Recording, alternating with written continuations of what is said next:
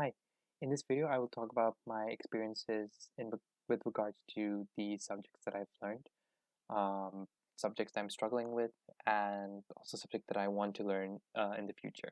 So the first subject that I want to talk about that I've learned is called fundamental analysis, and that's a method of evaluating the intrinsic value of a stock or an asset um, by analyzing and examining the factors that could influence its price in the future.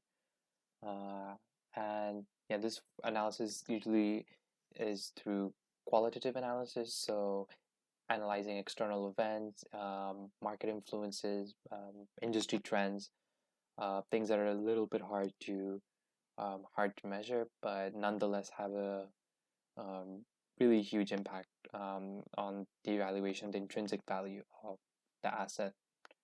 And then there's another way of analyzing it. It's through quantitative fundamental analysis. So this is more through financial statements. So financial statements composed of cash flow statements, income statements, and balance sheets. So through financial statements, computing ratios, uh, which really show the true numbers behind the intrinsic value of the company and also the assets they own. And yeah, it was a really interesting subject for me because I did do financial statement analysis in my subjects, but I didn't really take into account really the qualitative factors as well that can influence influence the determination of the intrinsic value of an asset. So for me, it was really interesting to kind of have that combination of financial statement analysis with industry trends, with the market influences, etc. So yeah, that was one subject. Fundamental analysis was really one subject that I enjoyed learning. And yeah, I think it's a really good way to really try and find the true meaning of the intrinsic value of the asset beyond just the financial statements. Another interesting subject that I learned this week is um, comparing a firm's market value to its book value. So the book value is the actual value of a firm that's calculated by subtracting the liabilities from all of its assets, and from there, the actual value of shares of the company shares or book value per share is calculated.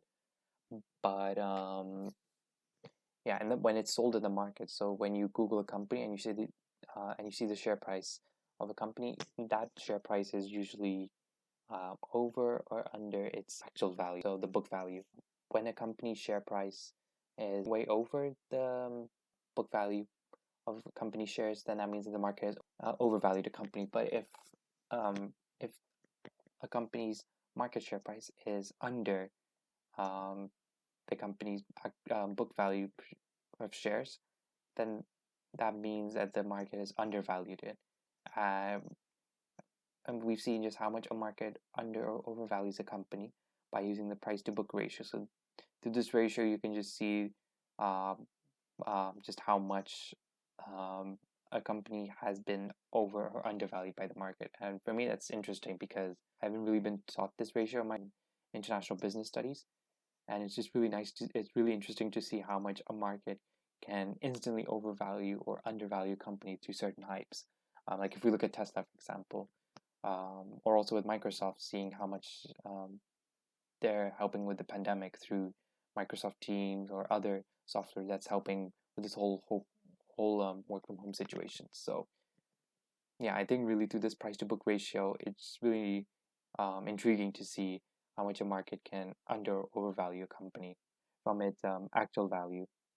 The one subject that I really struggled to understand this week was technical analysis.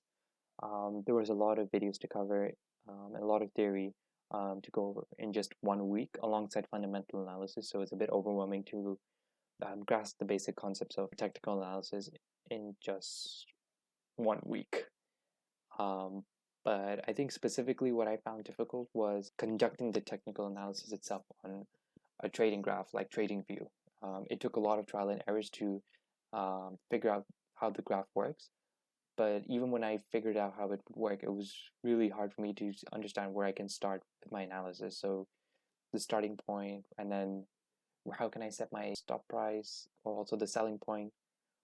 So yeah, I think it was really hard to just kind of understand how the mechanics behind the graphs work, and also um, how proper technical analysis is conducted on these graphs. And yeah, I think really what I think what really aggravated that difficulty was not being able to understand the theory fully. So I think in the weeks to come, when I understand the theory better, then I can conduct the actual technical analysis on the graphs properly. So technical analysis is definitely something I want to learn. I think it's really valuable. Even if I'm not going to go into trading, I still think it will be beneficial for my financial career. I don't know which direction I would want to go to, whether it's banking, whether it's investment, whether it's insurance. But regardless, I still think it's a good skill to have. But aside from technical analysis, I also want to learn about risk management, um, because it's really interesting just to see how much risks banks and other financial institutions take on, and how they can profit from that. But at the same time, I also kind of want to understand how risk works within financial industry, because personally for me, I'm a risk averse person, so I don't really enjoy taking on too much risk. But I also want to pursue a career in finance, and a career in finance um, would entail a lot of risks within my tasks, and my daily work. So yeah, I think it's a really important skill, and it's really just something I want to learn as well, to see how I can um, conduct proper risk analysis, um, and how I can take on a good amount of risk based on my risk tolerance, or the risk tolerance of an organization I would work for my career. So yeah, I think it's really interesting just to see how it works in general.